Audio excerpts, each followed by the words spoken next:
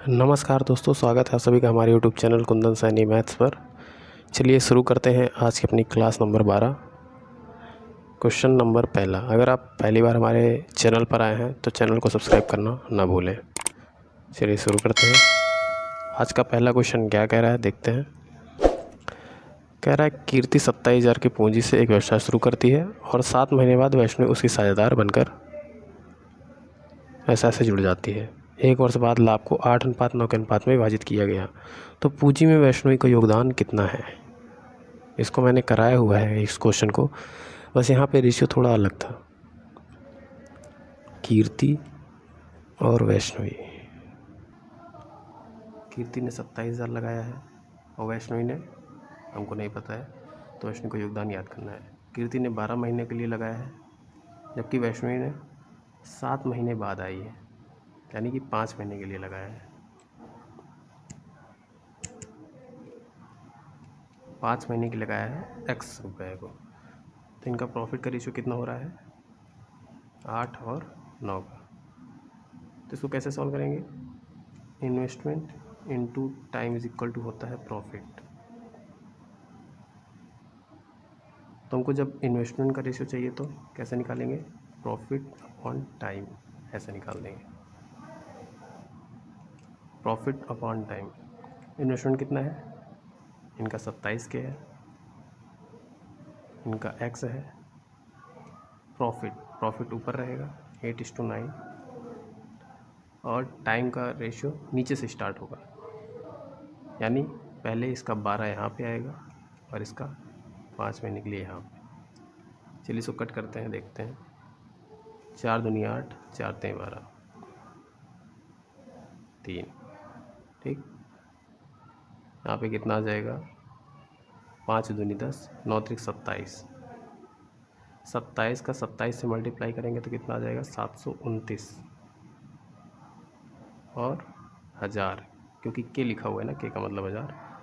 और यहाँ 5 दूनी 10, 10 से डिवाइड कर देंगे तो 1 जीरो कट जाएगा, तो कितना आ जाएगा, 72900। और इतना ही इन्वेस्टमेंट किसका है, वैष्णवी का है। तो option number D is the right answer. Next question देखते हैं क्या है। लोकेश और तारेश की वर्तमान आयु का योगफल 24 साल है। 2 वर्ष बाद लोकेश की आयु तारेश की आयु की 3 गुनी होगी, तो लोकेश की वर्तमान आयु वर्षों में ज्ञात कीजिए। लोकेश और तारेश, इन दोनों का योगफल कितना है, 24 साल है। 2 वर्ष बाद लोकेश की आयु L+2, तारेश की आयु LT+2। क्या कह रहा है, तारेश की आयु की 3 गुनी होगी, ठीक। ये यानी L-3T इज इक्वल टू कितना हो जाएगा, 6 में से 2 चला जाएगा तो 4। ये इक्वेशन सेकंड हो गया, इक्वेशन फर्स्ट हो गया। इन दोनों इक्वेशन को सॉल्व कर लेते हैं।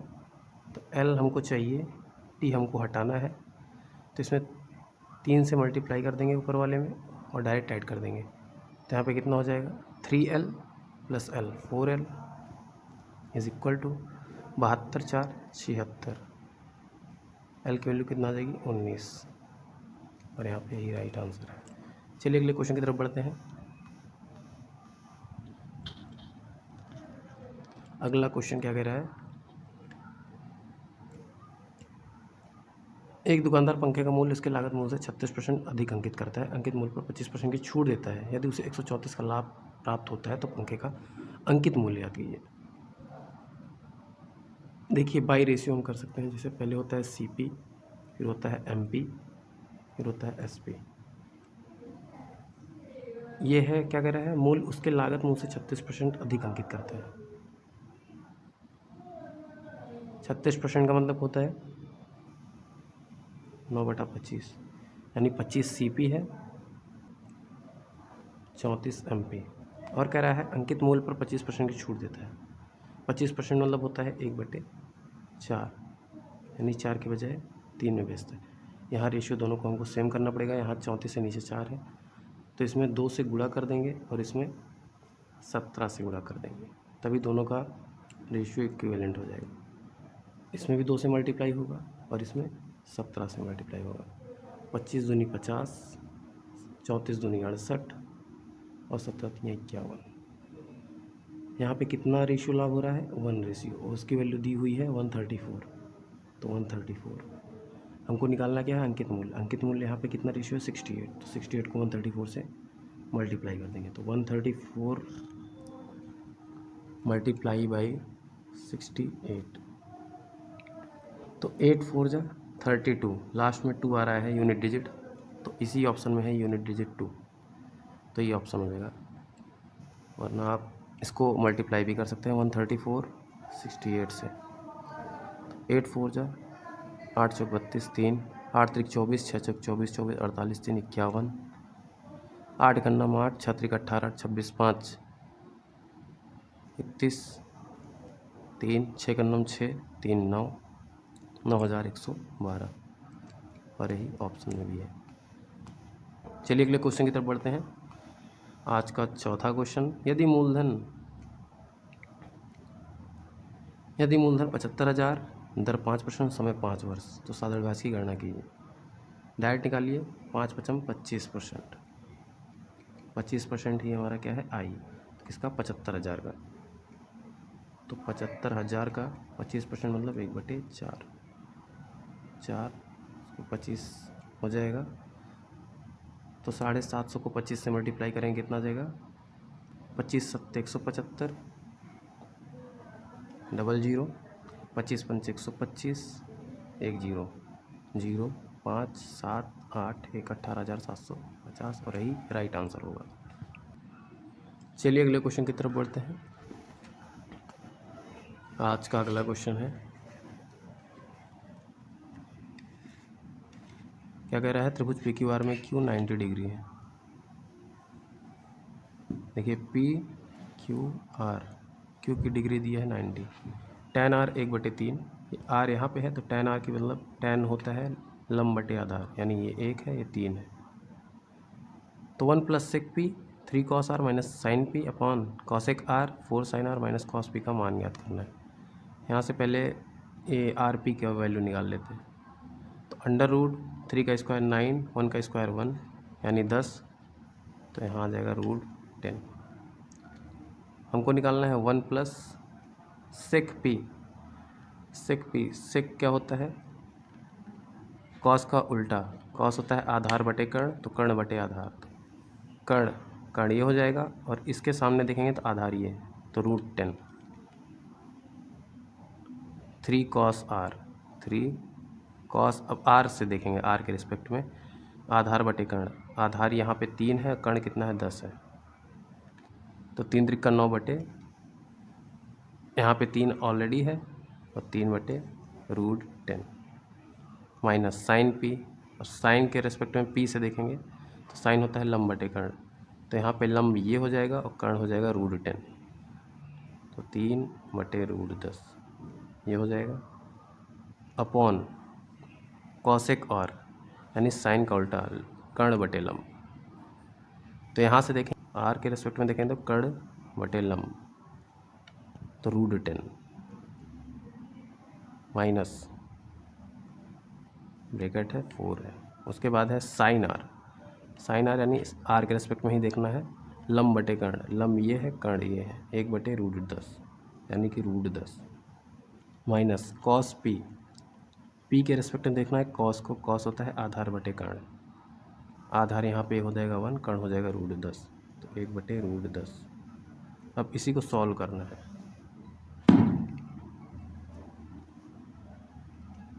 इसी को सॉल्व करना है, कैसे करेंगे, 3 त्रिक 9, 9 में से 3 गया 6, 6/√10, और यहाँ पे 4 में से 1 गया 3, 3/√10, यहाँ 6/√10 ऊपर हो जाएगा, यहाँ 3/√10 हो जाएगा, और √10 से √10 कैंसिल हो जाएगा, यहाँ पे आ जाएगा 6/√10, नीचे आ जाएगा 3/√10, √10 से √10 कैंसिल, 3 दूनी 6, 2 आ गया, 1 पहले था, तो 1 + 2 = कितना आ जाएगा, 3, और 3 इज़ द राइट आंसर।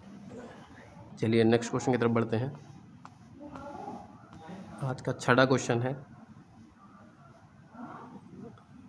क्या कह रहा है, 4 सेंटीमीटर कोर वाले 6 घन एक दूसरे के आसन्न रखें, इस प्रकार बने घनाभ का आयतन, यानी कि 4 सेंटीमीटर का एक घन है, फिर उसके बगल में 4 सेंटीमीटर का एक घन है, फिर उसके बगल 4 सेंटीमीटर का एक घन है, ठीक, तो 6 हैं ऐसे टोटल मिला के, 6। सबकी भुजा कितनी है? 4-4 सेंटीमीटर की। एक और है 4 सेंटीमीटर। ये तो 4 ही रहेगा, ऐसे बनेगा घनाभ, तो ये भी 4 ही रहेगा। लेकिन ये जो लेंथ होगी यहाँ से लेके यहाँ तक, यहाँ से लेके यहाँ तक और यहाँ से लेके यहाँ तक, ये कितना हो जाएगा? 4 छंग 24, यानी हो जाएगा ये 24। इसकी लेंथ, ब्रेड्थ कितनी होगी, यानी चौड़ाई 4 और ऊंचाई कितनी? 4। बस लेंथ में परिवर्तन होगा। तो घनाभ का आयतन क्या होता है? LBH, volume of घनाभ।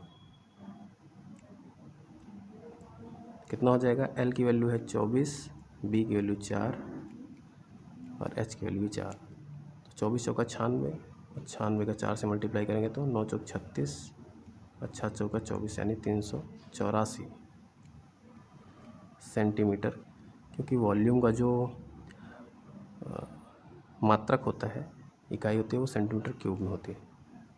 ठीक, कि लंबाई का सेंटीमीटर, चौड़ाई का सेंटीमीटर और ऊंचाई का सेंटीमीटर मिलके सेंटीमीटर क्यूब हो जाते हैं। तो आंसर इज डी। चलिए अगले क्वेश्चन की तरफ बढ़ते हैं। आज का 7वां क्वेश्चन क्या कह रहा है? Under root of 16x⁴ minus 72 x² plus 81 y⁴। देखिए ये एक समीकरण बन रहा है। 16x⁴ minus 72 x² y²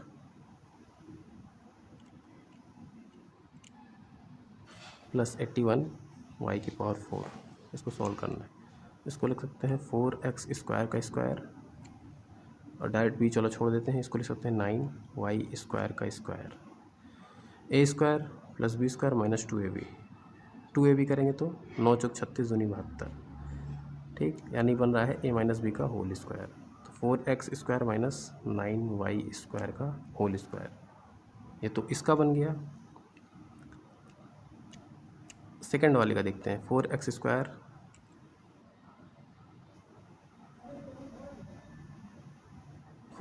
minus 12y plus 9y²। कैसे करेंगे? तो इसको लिखेंगे 2x का स्क्वायर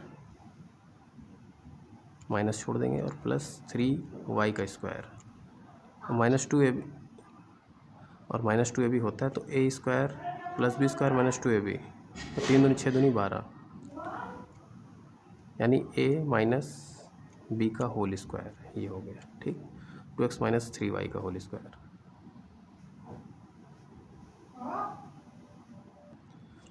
ऊपर वाला हो जाएगा 4x² माइनस 9y², रूट लगा है तो हट जाएगा, और नीचे हो जाएगा 2x माइनस 3y। ठीक, अब ये a² माइनस b² इसमें लगा देंगे तो a plus B a minus B, यानी हो जाएगा 2x प्लस 3y, और 2x माइनस 3y होगा तो लिख देते हैं 2x minus 3y upon 2x minus 3y। इससे कैंसिल आउट हो जाएगा, बचेगा 2x प्लस 3y। ठीक, क्या कह रहा है? जहाँ 2x is greater than 3y और लास्ट में यहाँ पे माइनस 2x माइनस 3y भी दिया हुआ है। तो इसको थोड़ा सा स्क्रॉल डाउन करता हूँ। 2x plus 3y minus 2x plus 3y। ठीक, मैंने ब्रैकेट ओपन कर दिया, तो यहाँ 2x से 2x कैंसिल, 3y कितना हो जाएगा? 6y, और यही राइट आंसर है, ऑप्शन नंबर बी। चलिए चलते हैं अगले क्वेश्चन की तरफ।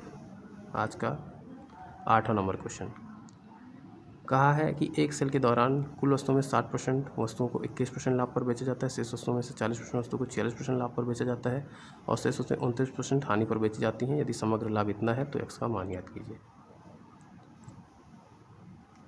उसको वही सेम मानना है।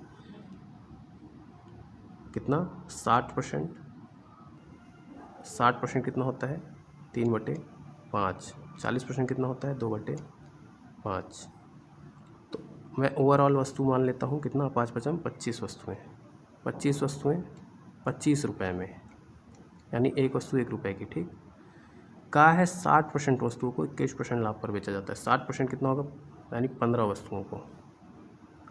25 में 60% यानी 15 वस्तुओं को 15 रुपये में ख़रीदा होगा, लेकिन 21% लाभ पर, तो 15 का 21% कितना होगा? 15 दूनी 30 और 15 का 15 यानी 315/100 यानी 3.15। 15 में 3 जोड़ देंगे तो 18.15 ये हो गया। और कह रहा है शेष वस्तुओं में से 40%, शेष कितनी यहाँ पे बची हैं? 10, तो उसका 40% कितना हो जाएगा? 4 वस्तुओं को 4 रुपये में ख़रीदा होगा, लेकिन 46% लाभ पर, तो 46 होगा कितना हो जाएगा? 6 चौक 24, 4 चौक 16, 2 18, 1.84 यानी 5.84 हो जाएगा। प्लस कह रहा है शेष वस्तुएं 29% हानि पर, शेष कितनी बची? देखिए 25 टोटल थी, 15 इधर चली गई, 4 इधर चली गई, तो 19 हो गई, बची कितनी? 6 वस्तुएं। 6 वस्तुओं को 29% हानि पर, 6 वस्तुएं 6 रुपये में, तो 6 का 29% कितना होगा? 6 दूनी 12 और 9 छक 54 यानी कि 174, तो 1.74 रुपीज़ का लॉस हुआ है। तो 6 में से इतना घटा देंगे तो 4.26, ठीक, इतना हो गया। पहले कितने में ख़रीदा था? 25 रुपये में, अभी इतने में सबको बेच दिया गया। तो जोड़ लेते हैं इसको। 5, देखिए 4 6 10 5 15 हासिल 1 2 8 10 10 2 12 हासिल 1 19 5 24 4 28 28 25 हो गया। यानी 25 रुपये में ख़रीदा था, अब 28-25 में बेच रहा है, यानी उसको कहीं ना कहीं प्रॉफिट हो रहा है। कितने का प्रॉफिट हो रहा है देखते हैं। 3.25 रुपये का प्रॉफिट हो रहा है। कितने पे? 25 पर इंटू 100, 25 चौका 100, 4 तें 12 यानी 13% का ओवरऑल उसको लाभ हो रहा है। 13 is the correct answer. Question थोड़ा अच्छा था। ये क्वेश्चन पहले भी आया हुआ है, शायद शिफ्ट 1 में आया था, मैंने ध्यान नहीं है मुझे, लेकिन हाँ मैंने इसको करवा दिया। चलिए आज के 9वें क्वेश्चन की तरफ बढ़ते हैं। किसी 24 भुजाओं वाले समबाहुभुज के 8 बाह्य कोणों का योग ज्ञात कीजिए। चलिए करते हैं इसको। कैसे करेंगे? पहले 24 भुजाओं वाले समबाहुभुज के 8 बाह्य कोणों का योग ज्ञात करना है। पहले इंटरनल एंगल तो ज्ञात कीजिए। इंटरनल एंगल कैसे ज्ञात करते हैं? 2n - 4 × 90 degree. यहाँ पे n क्या है? भुजाओं की संख्या। कितना है? 24 भुजाएं, तो 24 दूनी 48 में से 4 गया 44 गुणे 90 कितना हो जाएगा? 36। इसको लिख सकते हैं गुणे 360 गुणे 11 6 3 9 ना, और इतना ये हो गया 3960। कितने का? 24 भुजाओं का। 24 भुजाएं हैं तो हमको 8 बाह्य कोण निकालने हैं, लेकिन हमको पहले एक निकाल लेते हैं, उसके बाद 8 से मल्टीप्लाई कर देंगे। 3960/24 करेंगे तो कितना आ जाएगा? 24 सेकंड में 24 15 आ जाएगा। 24 छक्का होता है 144, ठीक।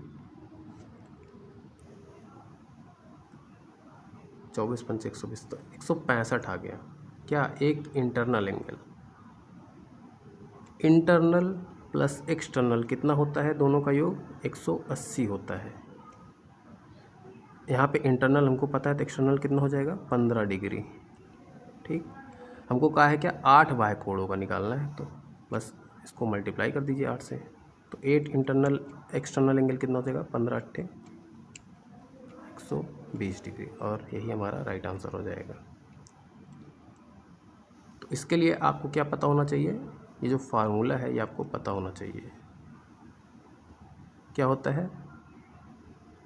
किसी समबाहुभुज के